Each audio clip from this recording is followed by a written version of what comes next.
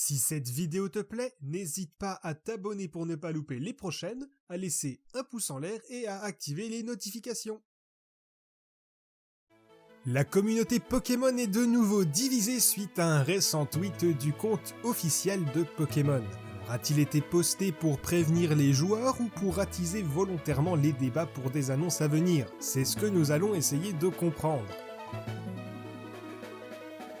Bonjour à toutes et à tous et bienvenue sur la chaîne Tekendo.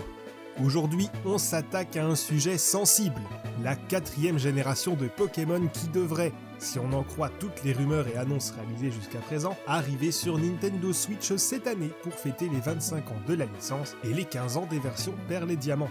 Au moment où je vous enregistre cette vidéo, aucune annonce officielle n'a encore été réalisée par The Pokémon Company. Et l'événement prévu pour le 27 février est toujours maintenu comme étant celui où les annonces des jeux seront réalisées. Comme je l'ai dit plus tôt, la communauté est de nouveau divisée depuis quelques heures suite à un tweet publié par le compte officiel de Pokémon qui fait mention de « Let's Go Sinnoh ». Vous comprenez donc aisément la raison de cette perturbation. Cela fait longtemps que la communauté demande un remake de la 4e génération, et les rumeurs de ces derniers mois, couplées aux différentes annonces et goodies présentés par Pokémon, rejoignent tous la génération de Tiplouf, Tortipousse et Wistikram. La question qui se pose maintenant est sous quelle forme ?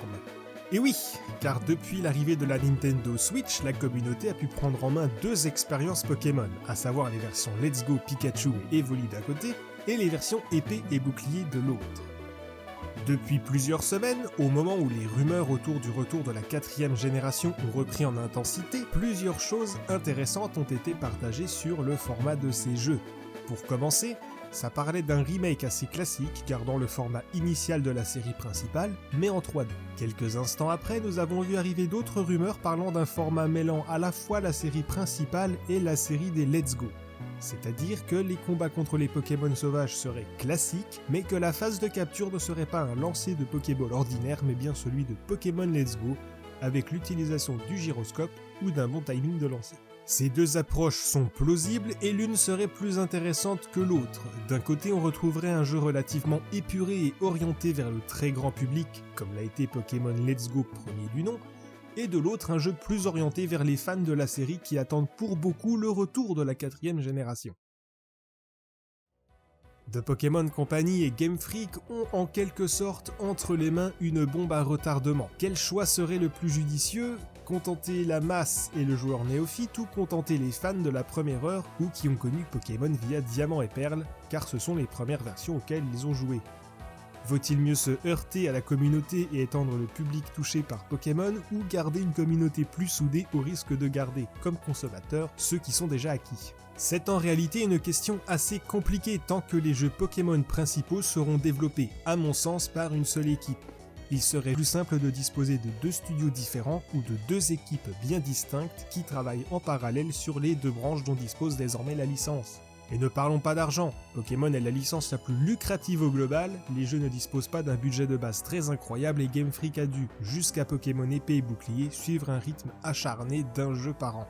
Revenons à nos moutons, concernant la 4e génération. Personnellement, un épisode mêlant la capture de Let's Go à une aventure classique ne me dérangerait absolument pas. On disposerait en partie du meilleur des deux mondes pour servir à nouveau de passerelle entre Pokémon Go et la série principale. Voir un jeu Let's Go en 4e génération est tout à fait plausible, mais j'aurais plutôt pensé à réaliser des versions suivant les générations, donc en proposant d'abord une version à Johto, puis à Hoenn avant d'arriver à Sinnoh. Des rumeurs plus récentes en provenance de Reddit et Resetera pointent davantage sur un mix de Let's Go avec la série principale pour contenter tout le monde, ainsi qu'un développement de l'histoire pour mieux y intégrer Arceus. En effet, un arc narratif supplémentaire associé au Pokémon considéré comme dieu de son espèce serait intégré pour apporter une plus-value au jeu.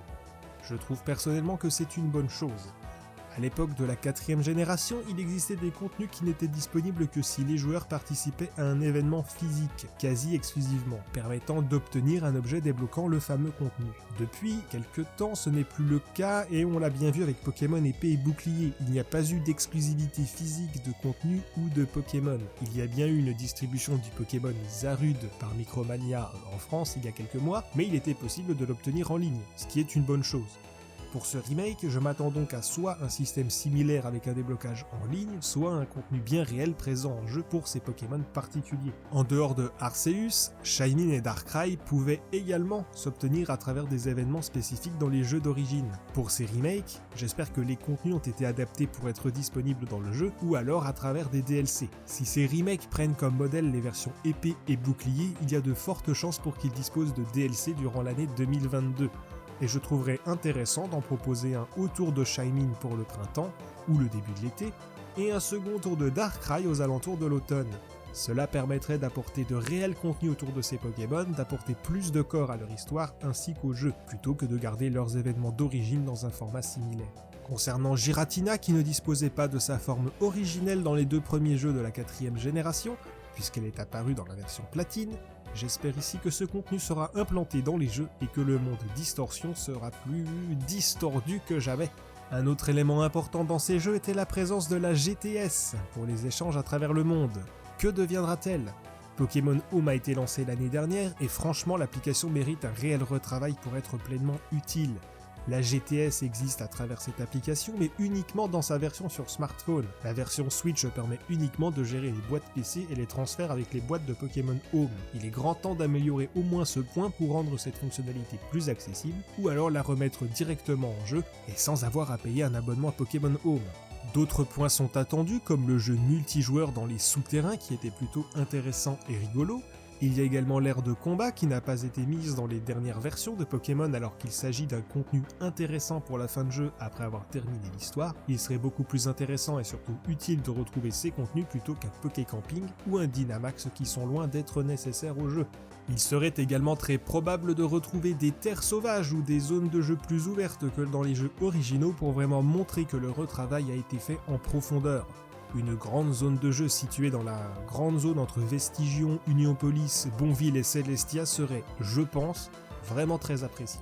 Game Freak a également entamé un fort retravail sur l'accessibilité au compétitif, à travers de nouveaux objets pour les Pokémon, un accès plus simple aux objets de manière générale, à des changements facilités pour les talents et les natures. Il serait étrange de ne pas retrouver tous ces changements dans les jeux à venir, ce serait un grand pas en arrière. Mais à ce compte-là, il serait nécessaire de laisser les fonctionnalités de l'ère de combat et même de les améliorer en proposant des formats en ligne et des systèmes favorisant les interactions entre les joueurs. Je pense avoir fait un grand tour concernant les éventuels nouveaux jeux avec mes envies et propositions et en vous partageant quelques informations sur ce qu'il se passe actuellement dans la communauté. De Pokémon Company et Game Freak ont tout pour contenter un maximum de monde et faire en sorte que ces jeux se vendent encore mieux que les opus précédents et rassembler enfin la communauté. Il serait vraiment dommage de les voir se planter sur cette génération très attendue au tournant, d'autant plus que ce sont à la fois les 35 ans de Pokémon et les 15 ans de Diamant et Perle cette année. En dehors de cette annonce attendue de la 4ème génération, nous entendrons très probablement parler de Pokémon Détective Pikachu 2, qui serait, selon les rumeurs, en route vers la Nintendo Switch, ainsi que Pokémon Tournament 2. Pokémon Unite lance également sa bêta au Canada, si mes souvenirs sont bons, ce sera peut-être l'occasion d'en reparler plus en profondeur. Pokémon Snap arrive également à la fin du mois d'avril, de nouvelles informations seront à coup sûr partagées. J'adorerais personnellement voir un nouveau jeu Pokémon Ranger qui pourrait être très intéressant avec les Joy-Con et le gyroscope, mais je pense que cela restera un rêve pour encore longtemps. J'en ai enfin terminé, n'hésitez pas à me dire dans les commentaires ce que vous pensez des rumeurs actuelles, de ma petite analyse sur celle-ci et de ma petite étude concernant les contenus qui pourraient être proposés dans ces remakes de la 4ème génération. On se retrouvera très certainement dès lundi pour faire un débrief des annonces qui auront été faites dans les prochains jours. Pour rappel, ce serait dans la nuit de samedi à dimanche que les informations concernant les jeux Pokémon seront partagées. Salut!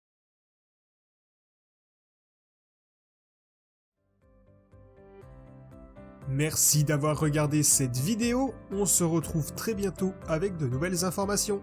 À très bientôt!